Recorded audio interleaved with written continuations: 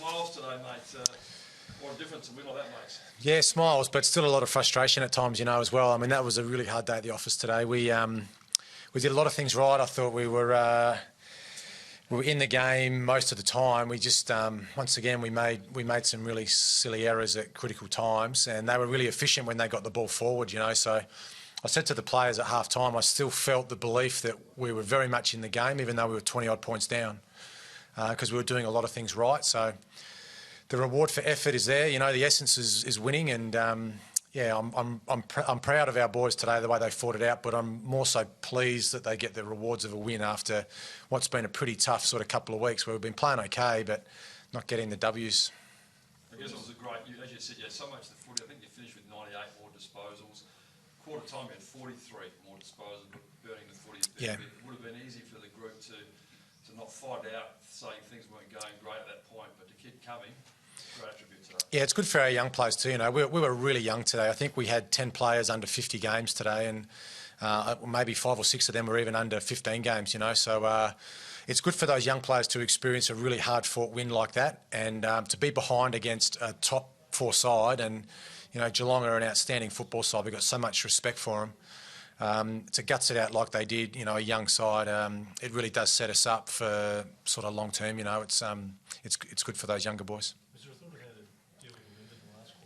Yeah, we talked about it in the box, at times whether we would put a number behind the ball, and at what stage, if we got in front, would we put 7 defenders or even 8 defenders. And the wind wasn't too bad, though. When you're out there, once you sort of got it past halfway, I guess the way the wind was coming, it was shielded by the stand. So, I mean, both teams kicked goals both ways today. We were, once again, inefficient in front of goal.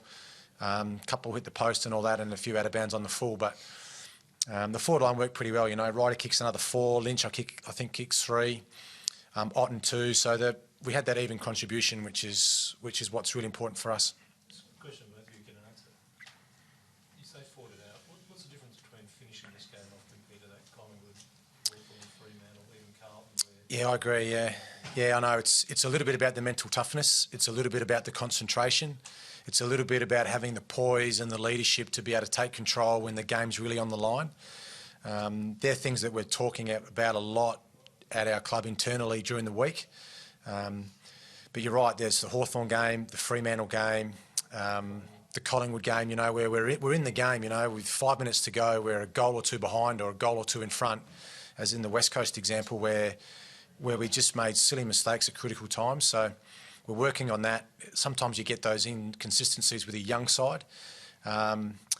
Give us a few more wins, and we're right in the mix. But obviously we'll fight it out right to the end. So the win keeps you... Sorry.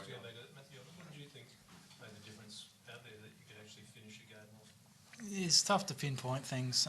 Like Coach said, there's times in the game where you need a bit of composure and you just need to read the game. And at times today, I suppose we had the ball in the right hands. And, to our credit, we were able to make good decisions under a fair bit of pressure. And then, you mentioned those other games, and there's times where, we might not make a good decision and, it goes straight back down the other way and they score, and, momentum's a pretty big thing. And, so that's probably the biggest thing. Man, how do you feel, Matty, when the ball's in your hands, you've taken a bounce or anything open goal? Did you feel the pressure then, or...? Well, when I got it, I was actually about to touch it on the ground, but I probably haven't got the leg speed to be able to do that, and I think I nearly got mowed down. But fortunately, it come off the boot all right and went through, and just wrapped. Not the first time you've kicked a winning goal in a game of AFL footy. Yeah. So one I'll cherish for a long time, but it was just good to get a win. Brent, where are you on the path to where you want to be? Small steps, I thought we played really well today. I actually think our form's been good the last 3 weeks against some good sides. We haven't been able to play 120 minutes. Even today, we made, I've said it a few times in the last few weeks, we just made really silly decisions at critical times.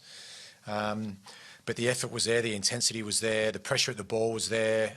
We felt like we controlled the tempo for a fair bit of the game as well. I like that none of their players really lit up today. I know their captain had a good game. He had high 20s and kicked 3 goals. But we've had too many games this year where someone's for the opposition has had 40 plus. So I thought the midfielders today had that better balance through their game, which is pleasing as well. How'd you rate Anderson's game?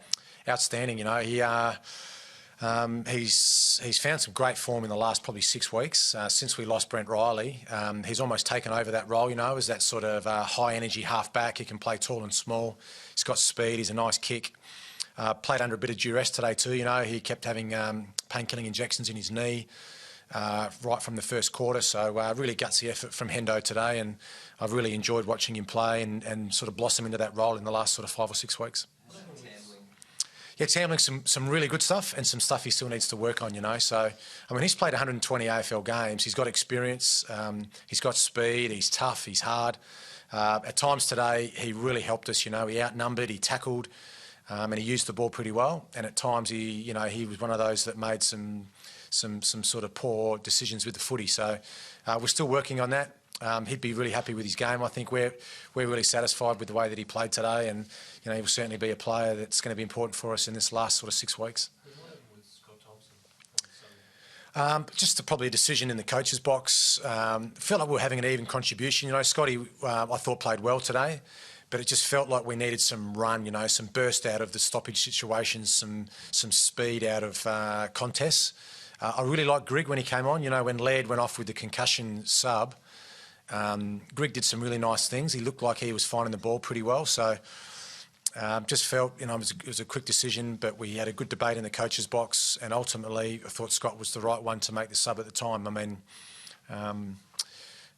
were we better when he was off? I don't think so. It was just felt like it was the right call at that time. But is he right, or did that factor in? He's been battling some groin and hip issues for the majority of the season. I just thought by looking at him that he wasn't moving across the ground as well as what he normally does in that third quarter. The ground was chopped up, it was heavy. I just felt like Grigg for Thompson was probably the right decision to make. As I said, it was a... Based on tactics or on his style? Both, yeah. So I just felt that he wasn't running as top of the ground as what I'd like him to. But at the same time too, I thought Grigg was finding the ball and actually moving pretty well. So The win obviously keeps you in touch with the top 8, and obviously it's the first victory against the top 8 team this year. How significant is that? Yeah, I mean, firstly, it's good to win at home. You know, our fans who turn up every week and yell and scream for us. We haven't had much success here at home this year, so to beat a top 4 side at home is really is really good for our fans. And two, it just helps our self-belief. You know, we've had some good games this year where we've played well in patches, but today I thought we sort of fought it out for 4 quarters and gives us a bit of momentum, gives us a bit of self-belief. You know, we've got to go to Freo next week, who will be a tough side to beat over there. They narrowly beat us here earlier in the season, so yeah, next week again becomes must-win, but that's just the industry that we're living in at the moment. Is it a turning of a corner, or is the race still too far away for you to think of September? Yeah, no, we certainly won't focus on September. I mean, it's our objective is to get across to Perth and start that game really well. It's good to get the win today. As I said, bit of confidence, bit of self-belief, but we won't be looking any further ahead than the first quarter against Fremantle next week. Now, do you sense Geelong were going to maybe fall away a little bit, or you can run over the top of them? I mean, I don't think Geelong ever fall away too much, but we were confident. Like Sando said, we've been playing some decent footy the last, the month. And, you kick a couple of quick goals and all of a sudden you're back in, you get your tails up, and then, things fall your way. And I thought we worked pretty hard to make things happen. So, yeah, it was good to get a result. And for Griggy in his first game to get a win and covered in Powerade in the team song, it's fantastic. And it's just really important that we keep winning. What does it mean for the players, Matt? It's been a really tough year for you guys. Yeah. What does it do for the playing group? Yeah, we really needed a win. I mean, to be so close for the past fortnight and then to just sort of, not get the result that we're after. Confidence is a massive thing in our sport, and this should give us plenty going forward. And we'll go over to Freo and take it to them. There was a fair bit of advice perhaps you should pack it away and think further into 2014. What does a result like that say against that argument? I'm really strong on playing our best 22 for the remainder of the season, no matter where we are on the ladder. And we were still very young today. Yes, there's been some advice, put your young kids in now, give them some exposure for the remainder of the season and build for 2014. But a footy season goes for 22 weeks. We'll play this season out right to the last siren in the last game, So we'll keep picking a strong side or a side that we think is going to win each week, and whether that's an 18-year-old or a 30-year-old, we'll pick a side that we think is going to win each week. How were you feeling in the last minute when they had 2 shots on goal? Not great. I wasn't feeling that great, to be honest. With a minute to go, 2 marks inside 50, one Bartel on the correct side for a right footer. I've never seen him miss those at training or in games. And then Harry Taylor, a left footer on his correct side. Once again, I don't know. We've had a fair bit of bad luck this year, late in games, whether it's a few calls that didn't go our way or a few little, it's a game of inches, and unfortunately we've had our fair share of bad luck this year, but we'll certainly take the win. As I said, we really respect Geelong. They're a fantastic side, and they had the opportunity to win it 2 shots late in the game, but we'll certainly take the win. It's a happy group in there. Hopefully our fans driving home tonight got a smile on their face, and they enjoy a win against the top 4 side. What are you feeling, Matty, when those 2 guys are lining up for goal? Yeah, I was just talking about it before. The few boys are icing up, and like Sando said, Bartel doesn't miss them. So there might have been a few little fist pumps when the goal umpire tapped his chest, but then it switched straight over to how we're going to get out of their forward line. So there wasn't too much time to think. Which do you have more today, Brenton? Frustration or confusion about the way the game is controlled? It's an interesting question.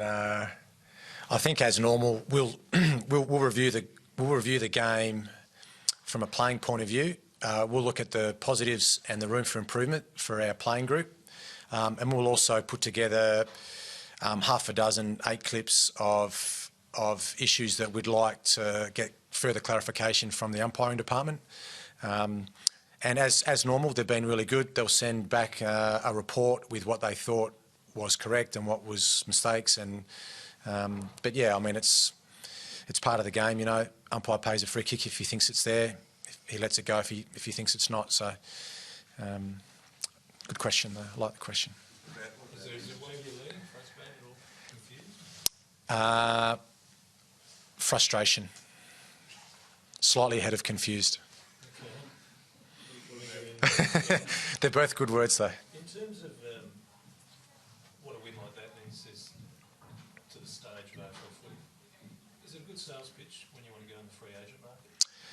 Yeah, it is. I mean, I think free agency is actually good for our sport. I think it's good for individuals. It hurts football clubs a little bit when you can build a player up and then he goes to the highest bidder after 8 years or whatever. But ultimately, I think it's the correct decision for our sport. From our point of view, it's probably not a question we can answer right now. With still 6 weeks to go in the season. But it's something that's going to become a reality of AFL football and something that we're going to be really prepared for as well. So come October, our club will be really prepared for that. In view of what happened with LaPra, you've got to be in there early to make a sales pitch. What would be your sales pitch for a free agent? We've got to identify what our needs are, and we've got to... That Tuesday pretty quickly, didn't you? What's that, sorry? You identified them on Tuesday. Oh yeah, we have regular meetings with list management. They're once every 4 to 6 weeks, depending on availability for our team. But regardless of that, you're going to have a sales pitch to get on. yeah, I mean, if we want to attract a certain person and go right after them, you have to be ready early in the season. Yeah, otherwise they're going to re-sign. But as I said, it's probably not a great question for me after a game like today. But certainly David Noble and our list management team. That's a good question for them. Thanks, guys. The other one is you've still got this reserves thing going Yep. pretty strongly. Under your bid where you get top-up players on rotation, Yep. is that really good for you as a coach to have people coming in as guests, taking their IP, constantly changing it every 6 weeks? Oh, yes and no. I mean, ultimately our objective is to have a Crows second side. And, we're working with the SANFL to make that happen. But we'll certainly work with the SANFL to ensure that we get the right top-up model. There's lots of different alternatives. Phil Harper, Stephen Trigg, David Noble are working with the SANFL to ensure that there's a system that's fair. Are you comfortable with having blokes turn up every 6 weeks? It's hard to know what the right answer is. I don't think there's the perfect system because, with 47 people in your squad, with injuries, at certain weeks you're going to have to find extra players. So what that final model ends up, or what that final solution ends up being, we'll have to wait and see. Cheers, guys. All right, boys. Thank you. Thank you.